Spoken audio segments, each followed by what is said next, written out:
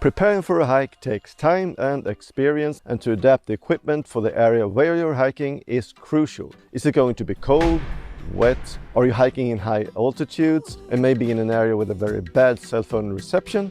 Well, everything matters, and to prepare for them is a matter of your own safety. And I did 3 big mistakes on one hike. Oops.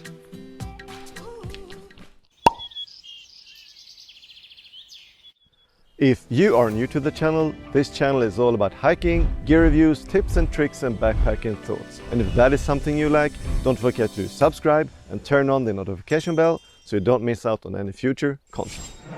Now, safety. Safety should always come first and the number 1 priority before even considering leaving something at home because of added weight or space in your backpack. I know we all have 2 voices in our heads, one saying, "Leave everything at home that you're not going to need or use during your hike." and the other voice saying, Be prepared for everything and then some. Better to be safe than sorry. Safety first. It is not always easy to listen to that second voice, especially as an ultralight hiker, and your experience tend to be the one deciding what you need, what you don't need, and what you can leave at home. But nobody is perfect, and sometimes we make mistakes. And so did I. For my hike last week down in the southern parts of Sweden, the plan was to meet the spring in Skåne. And like every Swede knows that the southern parts of Sweden is always warmer and with a better weather than the rest of Sweden. Sounds like logic, right? Well, the week before the hike and during planning, the temperature was like 10 to 15 degrees and sun. So warm and cozy and the good weather we all were looking forward to. But the closer to the hike we came, the colder the forecast became, and suddenly the temperature had dropped below 0 during the night and about 5 to 6 degrees during the days. So when I packed for the hike, it was not easy to pick the right gear. I mean, is the good weather returning or is it going to be even colder? The ultralight and positive voice said, No need to bring gear for more than maybe -1 or -2 degrees Celsius. Spring is here. The other voice of reason and experience said, Better prepare for the cold weather. I mean, look at the forecast. Bring warmer clothes, better sleep system, and prepare for like -4 to -5 degrees Celsius, just in case. Based on this, I made my decisions and I made 3 big mistakes. Sleep system. Yep, I didn't bring enough to stay warm during my hike and I ended up cold and miserable. I listened to my ultralight voice and I didn't want to add extra weight just to be safe if the weather got any worse than the forecast. The forecast said -1 or maybe -2 degrees, so that was what I packed for. But the temperature dropped even more and all the way down to -7, and that is a huge difference. My quilt is comfort rated for +2 degrees Celsius, but lucky for me, I packed my puffy jacket and my down pants, and after putting on every piece of clothes I could find in my backpack, I survived that night. But it shows that even if I had the experience and a voice in my head saying you should probably pack a little bit of extra to stay warm, I didn't listen to that voice because of the added weight. I know it is stupid, but lesson learned. Mistake number 2 is also related to the cold and to the fact that the temperature would probably drop below 0, and if so, summer gas wouldn't be the perfect choice. Somewhere around 0, the efficiency drops and it takes like forever to get a boil, if you even can get it to work. So it was all clear in my head before the hike that I needed to bring the winter gas instead of the summer gas. But did I do it?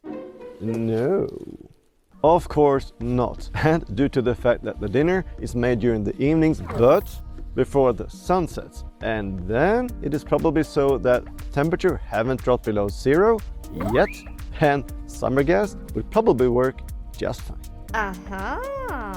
The canister I have for the summer gas is a 100 grams canister, and the one for the winter gas is a 230 grams canister. So there was a considerable amount of weight to be saved here, and again the small ultralight devil won the conversation and I brought the summer gas. Then later on the hike the temperature dropped below 0 already in the afternoon, and when it was time for dinner the temperature was -2 degrees and the summer gas performed really bad.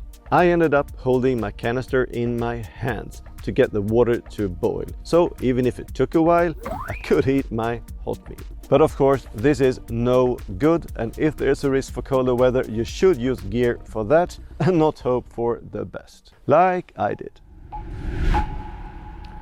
The third and final mistake I did during my last hike was that I didn't put my filter inside my quilt. If there's a risk of the temperatures dropping below zero, always put your filter, your phone, your batteries and such inside your sleeping bag or quilt. That way the filter's not freezing and the batteries will not be drained.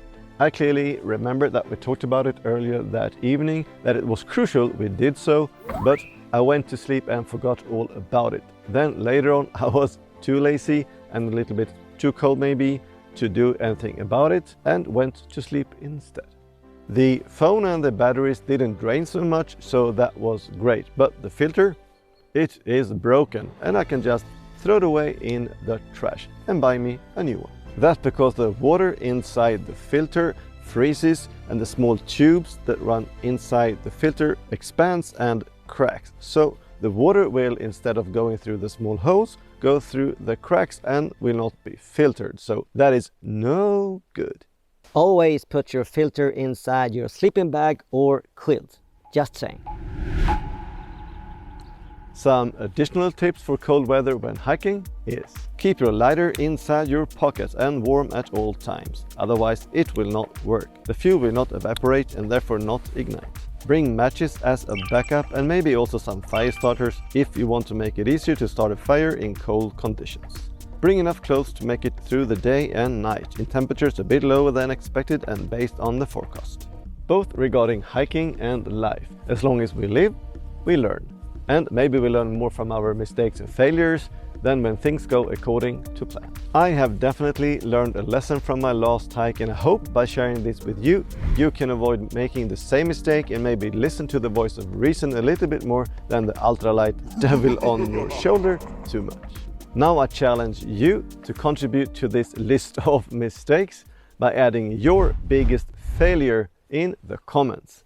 This way we can all learn from one another and in the end be better hikers. If you like today's episode, take a look at these two recommendations on my other videos. Also do hit like, subscribe and hit that notification bell so you don't miss out on any future content. I hope to see you again next week. Bye bye.